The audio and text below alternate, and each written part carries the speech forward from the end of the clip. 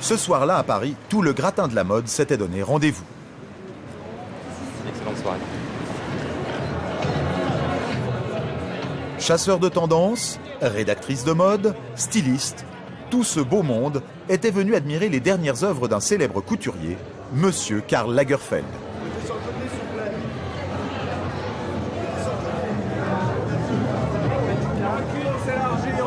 Styliste attitré de la maison Chanel, Karl Lagerfeld lance ce soir sa propre marque de vêtements jeunes.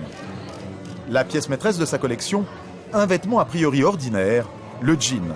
Mais attention, pas n'importe quel jean, un jean slim. Un pantalon qui moule la silhouette des hommes comme des femmes. Et pour une fois, le couturier allemand n'est pas tout à fait un précurseur, il l'avoue lui-même, il ne fait que surfer sur un phénomène de mode. Comment avez-vous l'idée de cette collection ? Vous savez, c'est un truc qui est dans l'air, on n'a pas besoin de se forcer, parce que c'est une chose naturelle de la mode d'aujourd'hui. Chacun capte l'air à sa façon. Hein. De toute façon, ni les uns ni les autres inventé les jeans, chacun a sa version du jean. Le slim, c'est la nouvelle révolution du jean. Depuis quelques mois, les jeunes branchés ne jurent que par lui. Ce pantalon qui colle à la peau et resserré au niveau des chevilles cartonne. Une mode qui nécessite tout de même quelques petits efforts. Ça colle. On a du mal à rentrer dedans les premières fois. Bah, pour entrer, ça va, on tire, quoi, mais pour sortir, faut tirer par le bas et... je sais pas. Faire un peu de gymnastique. Ouais, voilà, c'est un peu de la technique. Hein. Le matin, quand on n'est pas très bien réveillé, un peu de mal peut-être. Ça peut paraître anecdotique, et pourtant ce jean a déclenché une guerre des marques et aussi une guerre des clans parmi les jeunes. C'est trop serré, quoi. Ils sont pas bien dans leur sable, quoi. C'est mieux d'être comme ça parce qu'on est large dans nos mouvements, quoi. On se moque de eux, quand même.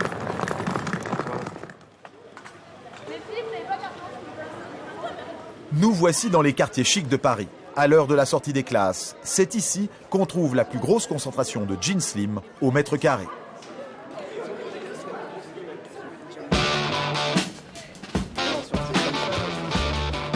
Depuis 6 mois, ces 4 lycéens de 16 ans ne portent plus que ça. Lorsqu'ils marchent côte à côte, Mathieu, Pierre, Alexandre, Romain rappellent les pochettes de disques des années 60. Un look qui ne doit rien au hasard. On a vu qui est-ce qui portait ça, genre les vieux groupes des 70s, quoi, et genre 60. on s'identifie un peu à ça, c'est un peu une marque d'appartenance, un style plutôt musical, quoi.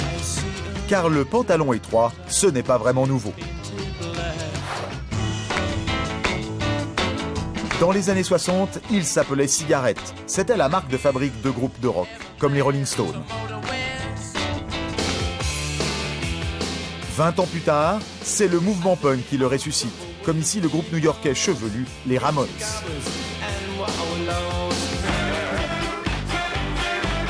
Et au début des années 2000, c'est le grand retour du rock.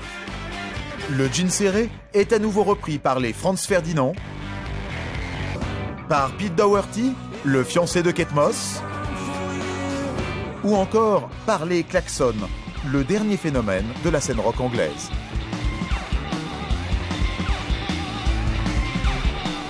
Des groupes qui aujourd'hui en France font des émules. Comme des centaines d'adolescents, nos 4 lycéens adeptes du jean slim sont des baby rockers. Ils ont créé leur propre groupe et tous les vendredis soirs, ils répètent dans ce studio.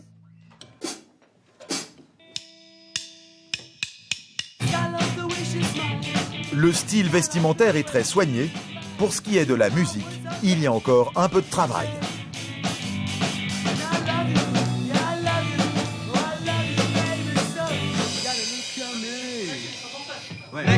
Parce que je regarde en même temps. Pour ces adolescents, le rock et le look qui va avec, c'est le moyen de se faire remarquer, notamment par les jeunes filles. C'est sexy parce que ça colle, on voit plus les formes, donc forcément ça attire le regard. Hein? Enfin, qu'on porte ça, on est censé avoir plus d'assurance. Parce qu'on porte des trucs serrés, genre, on aime se montrer, on aime être tape à l'œil un peu, voilà quoi. Donc, Et moi je pense qu'elles aiment bien parce que ça, faut oser quand même. Parce que généralement les mecs, ça montre la virilité, genre les trucs là, genre les trucs comme ça. Alors là, justement, ça Ça fait limite tapette, quoi. Ouais, non, voilà, un Non, peu, mais c'est vrai, ça nous affine. Donc, ce qui fait que ça va, les gens disent, ah ben, ils osent mettre des trucs serrés, pourtant c'est des mecs. La marque ultime de virilité, ce serait donc de s'habiller comme les filles. Un look androgyne qui parfois cause quelques soucis. Parce que moi, dans mon quartier, je me fais courser par des mecs. Enfin, je me fais emmerder, quoi. Parce que, enfin, le 11e... Qu'est-ce qu'on te dit? Bah, ah, le slim, ah, le petit PD, tapette, vas-y, viens voir qu'on te tape et tout. Le jean slim divise. Et ces histoires de largeur de pantalon déclenchent même des querelles au sein des familles. Alexandre, le batteur du groupe, vit ce choc des cultures jusque dans sa chambre. Son frère, François-Xavier, a seulement 4 ans de plus que lui. Mais ça fait toute la différence. Lui porte des jeans larges qui laissent entrevoir le caleçon. Et quand il a vu le nouveau style de son cadet, il n'a pas du tout apprécié. Moi, je lui parlais même pas.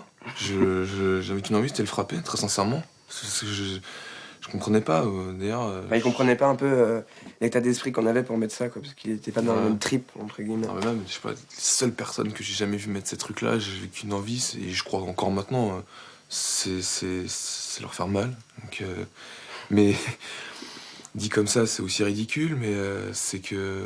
Pour moi, je comprends pas. Je comprends pas, je trouve ça, c'est anti-masculin, c'est très bizarre, quoi. Donc bon, je trouve qu'on se sent bien mieux dans un fut normal où non, mais tu t'y on peut habitues, bouger. Tu t'y habitues vachement vite. Hein. Moi, j'aurais l'impression d'être à poil, quoi, avec un truc comme ça. À l'heure du petit déjeuner, quand les deux frères se disputent, c'est Florence, la maman, qui doit faire la paix entre les deux rivaux, en pleine guerre des styles. J'en pense que ça a apparemment beaucoup d'importance pour lui, comme pour son frère, qui se sont livrés à quelques batailles sur la question, ce qui est totalement disproportionné pour moi par rapport à l'importance de l'enjeu. Mais bon, c'est vraiment deux tribus différentes. Non, ça m'amuse, moi. Et puis ça me rappelle le bon vieux temps du rock'n'roll, n'est-ce pas? Donc je trouve ça assez sympa. Voilà.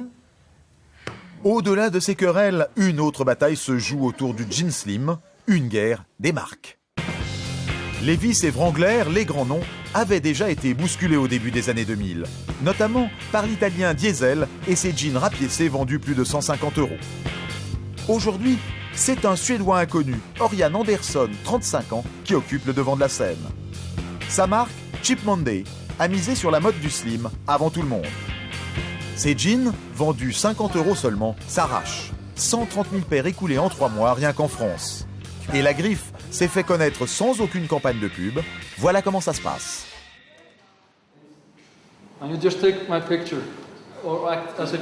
Shooting photo pour les Klaxons, de passage à Paris. Deuxième des hit parades en Angleterre, le groupe est un phénomène musical, mais aussi vestimentaire. Leur look influence la jeunesse branchée. Autant que leur musique, ce qui intéresse les journalistes, ce sont leurs pantalons. Quelle est la marque de votre pantalon? Pourquoi vous me demandez tout ça? C'est la deuxième fois qu'on me demande ça aujourd'hui. C'est un Cheap Monday. C'est une de mes marques préférées. C'est donc en se faisant adopter par des groupes comme les Klaxons que la marque s'est fait un nom. Mais aujourd'hui, elle n'est plus seule sur ce créneau de la fringue rock'n'roll. Côté français, le roi du jean slim, c'est Brice Partouche, 29 ans. Le nom de sa marque n'est autre que sa date de naissance, en anglais, avril 77. Le chef d'entreprise est plutôt du genre détendu. Avec lui, la journée commence toujours avec un bon vieux rock.